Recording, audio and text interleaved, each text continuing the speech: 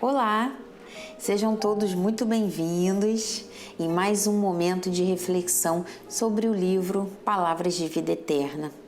É sempre muito bom nós podermos fazer essa pausa para nos voltarmos para o que realmente importa para nós, enquanto espíritos imortais que somos. Hoje nós vamos refletir sobre a lição número 19, cujo título é Ação de Graças. E ela começa assim: tomou o cálice e, tendo dado graças, o deu aos seus discípulos, dizendo: bebei dele todos. E essas palavras estão em Mateus, capítulo 26, versículo 27. E sobre essas palavras diz-nos Emmanuel: no mundo, as festividades gratulatórias registram invariavelmente os triunfos passageiros da experiência física. Lautos banquetes comemoram reuniões da família consanguínea. Músicas alegres assinalam o término de contendas na justiça dos homens, nas quais, muitas vezes, há vítimas ignoradas soluçando na sombra. Com Jesus, no entanto, vemos um ato de ação de graças que parece estranho à primeira vista. O Mestre Divino ergue hosanas ao Pai, justamente na hora em que vai partir ao encontro do sacrifício supremo. Conhecerá a desoladora solidão no Jardim das Oliveiras. Padecerá injuriosa prisão, meditará na incompreensão de Judas, ver-se-á negado por Simão Pedro, experimentará o escárnio público, será preterido por Barrabás, o delinquente infeliz. Sorverá mel sob a coroa de espinhos, sofrerá injustificável condenação e receberá a morte na cruz entre dois malfeitores. Entretanto, agradece. É que na lógica do Senhor, acima de tudo, brilham os valores eternos do Espírito. O Cristo louva o Todo Misericordioso pela oportunidade de completar com segurança o seu divino apostolado na terra, rendendo graças pela confiança com que o Pai o transforma em exemplo vivo para a redenção das criaturas humanas, embora essa redenção lhe custe martírio e flagelação, suor e lágrimas. Não te percas desse modo em lances festivos sobre pretensas conquistas na carne, que a morte confundirá hoje ou amanhã. Mas no turbilhão da luta que santifica e aperfeiçoa, saibamos agradecer o recurso com que Deus nos aprimora para a beleza da luz e para a glória da vida. Aqui nessa página, Emmanuel vem chamando-nos a atenção para aquilo que realmente importa. E ele elenca aqui algumas situações nas quais nós, aqui encarnados, comemoramos, festejamos, ficamos alegres, o que não tem nenhum problema. Não há problema algum em nós ficarmos alegres. A questão toda, a doutrina espírita sempre se baseia muito nisso, a questão toda é o equilíbrio, é o exagero, é o seu foco e o seu objetivo. O nosso objetivo não pode ser de levarmos uma vida sempre alegre, sempre festejando, sempre brincando, viajando, só com diversões. Não podemos esperar isso, não podemos desejar isso, porque se nós desejarmos isso, Isso significa que nós ainda não estamos maduros. Isso significa que nós ainda não percebemos de fato qual é o objetivo da nossa reencarnação. Há alguns dias, uma amiga me perguntou por que nós tínhamos que sofrer. Você pode me explicar por que a gente tem que sofrer? Por que existe tanto sofrimento no mundo? E nós conversamos um pouco sobre essa questão que me fez pensar sobre o fato de muitas pessoas acharem que, em primeiro lugar, a doutrina espírita quer o nosso sofrimento, acha que com o sofrimento nós vamos ficar bem por conta dos bem-aventurados os aflitos. A doutrina espírita condena a alegria, a felicidade, a gente não pode comemorar. Não é isso. A questão toda é que nós reencarnamos para nos tornarmos espíritos melhores. Nós reencarnamos para darmos conta das nossas dificuldades. Estamos tendo uma outra oportunidade para fazermos melhor aquilo que antes deixamos para trás ou que antes não fizemos tão bem feito. Então, se nós achamos que a vida é só diversão, nós vamos nos frustrar o tempo inteiro. E se nós achamos que a vida é só tristeza, nós vamos viver amargurados a nossa vida inteira. E nós não fomos criados para isso. Deus nos ama. Somos seus filhos bem-amados. Nós fomos criados para sermos felizes. Então, quando nós passamos pelas dificuldades, não é porque Deus nos castiga, não é porque nós devemos escolher aquela dificuldade. Claro que não.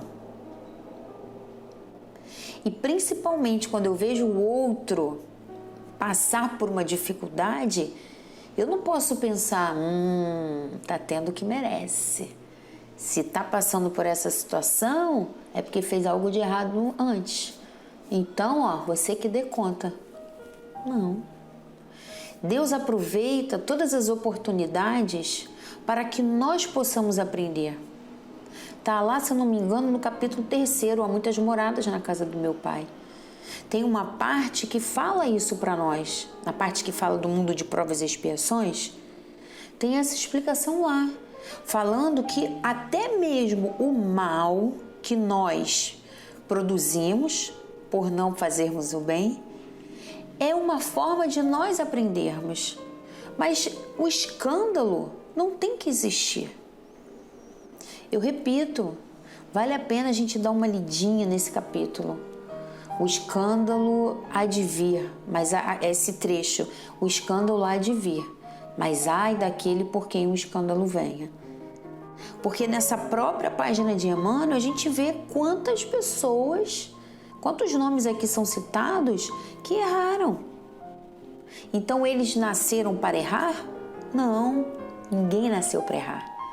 Nenhum de nós nasceu para errar. Todos nós nascemos para brilhar, que brilha a vossa luz.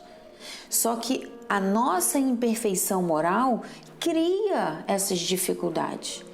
E essas dificuldades é que vão, ao mesmo tempo, nos melhorando, porque nós vamos percebendo que agir daquela forma não é bom, e vão também, as nossas dificuldades também vão melhorando o outro, porque ele vai treinando a paciência, ele vai treinando a resiliência, ele vai treinando a perseverança em nos auxiliar, e assim vamos ajudando uns aos outros.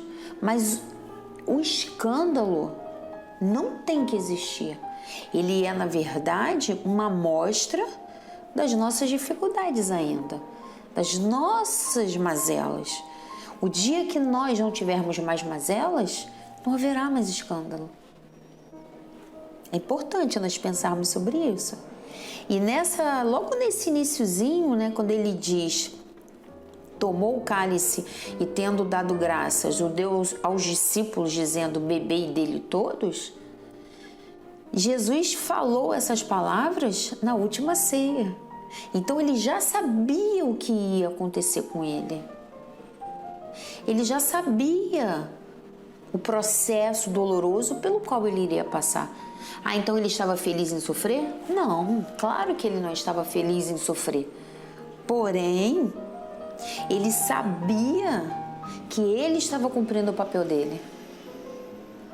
E, claro, eu acredito que ele deva ter ficado, não sei se eu posso usar a palavra triste, mas me permito utilizar, triste conosco, não por ele, mas por nós. Porque ele deveria saber que aquela atitude nossa iria nos trazer muitos milênios, né? Muitos séculos aí de tristeza, de desapontamento. Nós íamos demorar muito no processo de melhoria. E é o que está acontecendo, né? Mas Jesus, ele agradeceu. E eu me lembro de Paulo, porque Paulo falou isso para nós, né? Aprendi a contentar-me com o que tenho, em tudo dai graças. E Paulo, depois que ele voltou do deserto, dos anos que ele passou lá no deserto, Paulo passou por muitas dificuldades, mas ele passou por essas dificuldades sabendo que aquelas dificuldades estavam o auxiliando para que ele se tornasse uma pessoa melhor. Porque ele construiu aquilo para ele. Não foi a mesma coisa que aconteceu com Públio Lentulus, nosso Emmanuel, quando ele se encontrou com Jesus à margem do rio Tiberíades? Jesus falou: está no teu querer me seguir agora ou daqui a algum tempo. E o que ele escolheu? Não, eu não quero agora. Foi tocado, mas não cedeu.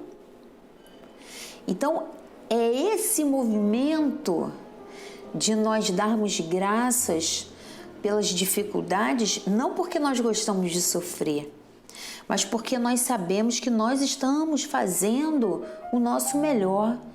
Nós estamos ali nos aprimorando, estamos expiando, estamos sendo provados. Nós estamos nos tornando espíritos melhores. E olha aqui no finalzinho que Emmanuel diz para nós, ó, o Cristo louva o Todo Misericordioso pela oportunidade de completar com segurança o seu divino apostolado na Terra, rendendo graças pela confiança com que o Pai o transforma em exemplo vivo para a redenção das criaturas humanas. Embora essa redenção lhe custe martírio e flagelação, suor e lágrimas. O mesmo aconteceu com Paulo. Ele, para nós, é um exemplo. Mas esse exemplo, essa redenção que ele alcançou, custou para ele muito martírio, muita flagelação, muito suor e muitas lágrimas. Então é essa ressignificação da dificuldade que nós devemos buscar. Não é uma acomodação, não é nós falarmos então Deus é que sabe, então Deus vai fazer o que Ele achar melhor. Não é isso. Mas é nós aceitarmos aquilo que a vida está nos trazendo e sairmos dessas situações mais fortalecidos na nossa coragem e na nossa fé. Jesus é o nosso guia e modelo, questão 625 do Livro dos Espíritos. Ele é o nosso guia e modelo. É a Ele que nós devemos seguir, observar, estudar, aprender. E existem outros que vão nos auxiliando também, nos mostrando o que deve ser feito, e existem aqueles também que vão nos mostrando o que não deve ser feito. E Emmanuel fecha a página dizendo para nós não nos perdermos em lances festivos sobre pretensas conquistas na carne, sobre falsas conquistas. E ele vem dizendo depois, essas conquistas são falsas porque quando a morte nos arrebatar, nós vamos perder tudo isso. Então, mais uma vez, não é nós não nos esforçarmos para termos os nossos bens materiais, para nós termos uma vida material um pouco mais digna, um pouco mais confortável. Não é isso. É nós não focarmos a nossa vida na matéria, porque a matéria perece. Quando nós partirmos, a matéria que ficará. Então esse é o convite do Emmanuel. Ele nos convida a agradecermos os recursos com que Deus nos aprimora para a beleza da luz e para a glória da vida, que não é essa, que não é aqui, é a vida eterna. Então, companheiros, essa é a mensagem que ficou para nós dessa reflexão.